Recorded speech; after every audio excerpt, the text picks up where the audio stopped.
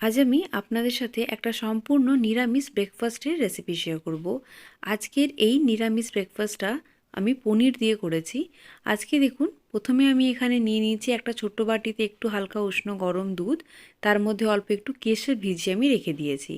এবারে আমি এখানে একটা মিক্সার জারের মধ্যে দিয়ে দিচ্ছি প্রায় অল্প একটু দুধ, মানে ওই হাফ কাপের মতন দুধ দিয়েছি। তার মধ্যে আমি দিয়ে দিলাম 7 থেকে 8টা কাজু, আর তার সাথে এখানে আমি দিয়ে দিচ্ছি বড় চামচের 1.5 চামচ পোস্ত।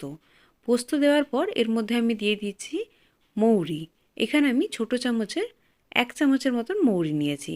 এবার এগুলো আমি একটু ভিজিয়ে রাখবো কিছুক্ষণ। এটা একটু গরম দুধের মধ্যে ভিজে গেলে তারপর এটা আমি একটা পেস্ট তৈরি করে নেবো। এবার আমি এখানে দেখুন পনির নিয়েছি। আজকে আমি রান্নাটা পনির দিয়ে করব, একদম নিরামিষ একটা পনিরের রান্না। আর খুব চটজলদি এই রান্নাটা হয়ে যাবে, আর খেতেও খুব ভালো হয়। এবারে দেখুন আমি পনিরগুলোকে এইভাবে কেটে নিচ্ছি। আমি এখানে পনিরগুলোকে আজকে ট্রায়াঙ্গেল শেপ দিয়েছি। আপনারা চাইলে কিন্তু এটা চৌকো শেপেও করতে পারেন, কিংবা লম্বা লম্বা করে পনিরগুলোকে কেটেও রান্নায় ব্যবহার করতে পারেন। আজকে আমার মন হলো একটু ট্রায়াঙ্গেল শেপ দিয়ে এই পনিরের রেসিপিটা করি, তাই আমি আজকে ট্রায়াঙ্গেল শেপ দিয়েছি। এবার দেখুন এইভাবে আমি ট্রায়াঙ্গেল শেপটা দিলাম, আর বাকি যেটা এক্সট্রা যেটা ছিল সেই পার্টটা আমি কেটে বাদ দিয়ে দিয়েছি। এবারে এই যে ট্রায়াঙ্গেল শেপ দিয়েছি, এখন পনিরগুলো একটু মোটা মোটা মনে হচ্ছিল, তাই আমি একটু পাতলা করে নিচ্ছি। আর এইভাবে ঠিক মাঝখান থেকে দেখুন আমি হাফ করে নিচ্ছি, যাতে কি এগুলো একটু পাতলা হয়ে যায়। ঠিক একইভাবে এখানে আমি পুরো পনিরটাকেই ট্রায়াঙ্গেল শেপে কেটে নিয়েছি। আজ আমি রান্নাতে এইভাবে পনিরটা ব্যবহার করব। আপনারা চাইলে পনিরগুলোকে একটু হালকা করে ভেজেও নিতে পারেন। এবার আমি এখানে একটা কড়াই গরম করেছি, যার মধ্যে আমি দিয়ে দিচ্ছি সাদা তেল। বড় চামচে 3 চামচ সাদা তেল দিলাম। তেলটা একটু হালকা গরম হয়ে যাওয়ার পর এর মধ্যে আমি একটা শুকনো লঙ্কা একটু হালকা ফাটিয়ে দিয়েছি। তার সাথে আমি দিয়ে দিচ্ছি অল্প একটু গোটা জিরে। তার সাথে এখানে আমি কিছু গোটা মশলা দিয়ে দেবো। প্রথমে আমি এখানে দিয়ে দিচ্ছি লবঙ্গ। প্রথমে আমি এখানে 3টে লবঙ্গ দিলাম। তার সাথে এখানে আমি দিয়ে দিচ্ছি 1 টুকরো দারচিনি, আর তার সাথে এখানে আমি দিয়ে দিচ্ছি 3টে এলাচ। এবারে এই গোটা মশলাগুলো একটু হালকা নাড়াচাড়া করে দেবো, যাতে কি এটা একটু ভাজা ভাজা হয়ে যাক। দেখুন, এবার আমি এর মধ্যে দিয়ে দেবো গ্রেট করে রাখা আদা। এখানে আমি ছোট চামচের 1 চামচ গ্রেট করে রাখা আদা দিলাম।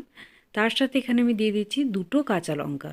এবারে এগুলোকে হালকা একটু ভেজে দিচ্ছি। একটু হালকা ভাজা ভাজা হয়ে যাওয়ার পরে এর মধ্যে আমি দিয়ে দিচ্ছি ছোট চামচের হাফ চামচ ধনের গুঁড়ো। ধনে গুঁড়োটা দেওয়ার পর আবার এটা একটু মিক্স করে দেব। এবার আমি যে পেস্টটা তৈরি করে রেখেছিলাম, মানে দুধ, কাজু আর পোস্ত, মৌরি দিয়ে যে পেস্টটা, সেটা এখানে পুরোটাই আমি ঢেলে দিয়েছি। এবারে দেখুন এটা ভালো করে আমি মিক্স করে দিচ্ছি তেলের সাথে। এর মশলাটা একটু হালকা ভাজা ভাজা করতে হবে।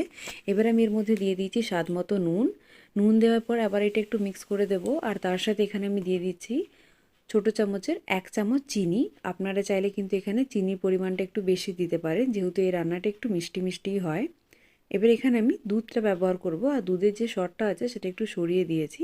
আপনারা চাইলে কিন্তু দুধের সাথে একটু সরটাও দিতে পারেন, তাতেও কিন্তু খেতে খুব টেস্ট হয়। আর এটা একটা সম্পূর্ণ নিরামিষ রান্না। খুব চটজলদি এই রান্নাটা আপনারা বানিয়ে নিতে পারেন ব্রেকফাস্ট বা ডিনারের জন্য। এটা একদম খুব ভালো একটা রেসিপি, আর এর টেস্টও খুব ভালো হয়।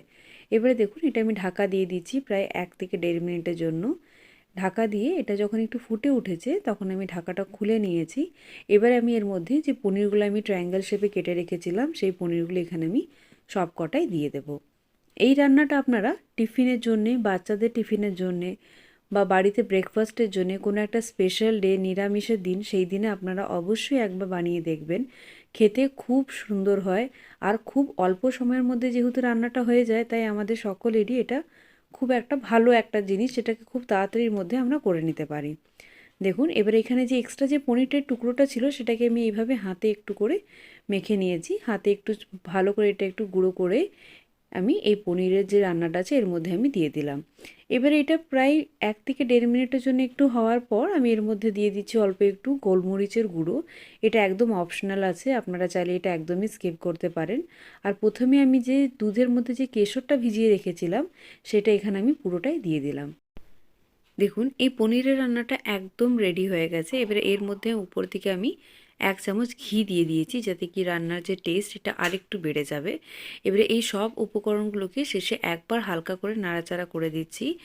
এই রান্নাটা আপনারা পোলাও, রুটি, পরোটা কিংবা যে কোনো লুচির সাথে এটা সার্ভ করতে পারেন। এটা খেতে কিন্তু খুব দুর্দান্ত হয়। এবারে আমি আজকে যে পরোটাটা তৈরি করব সেটা আপনাদের সাথে শেয়ার করছি। আজকে আমি এখানে প্রথমে আমি নিয়েছি আটা। আমি এখানে আটা নিয়ে নিয়েছি, তার মধ্যে আমি দিয়ে দিচ্ছি স্বাদ মতো নুন।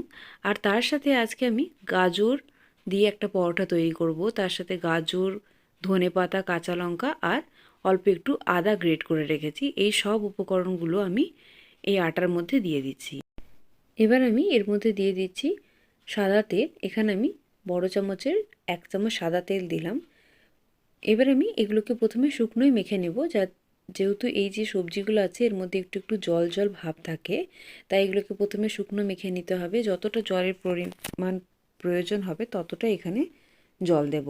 আর জলটা একদম অল্প অল্প করে দিতে হবে, নইলে কিন্তু আটাটা অনেক বেশি নরম হয়ে যাবে। শীতের দিনে এইরকম অনেক রকমের পরোটা আমরা বাড়িতে তৈরি করতে পারি।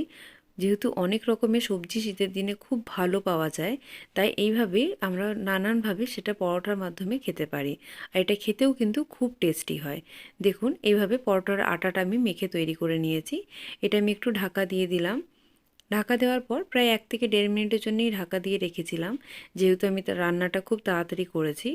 এবার আমি এখান থেকে অল্প অল্প করে লেচি কেটে নিচ্ছি। আমি এখান থেকে যে পরোটাটা করব তার জন্য আমি এখানে মিডিয়াম মিডিয়াম লেচি কাটছি। আপনারা যদি চান তাহলে এর ভিতরে কোনো পুর ভরেও কিন্তু পরোটাটা করতে পারেন, সেটাও কিন্তু খেতে খুব ভালো হয়। এবার আমি এই যে পরোটাগুলোকে গোল গোল করে আমি এটা শুকনো আটার মধ্যে একটু কোট করে রেখে দেব। শুকনো আটার মধ্যে কোট করে রাখলে খুব তাড়াতাড়ি পরোটাগুলো বেলা যায়।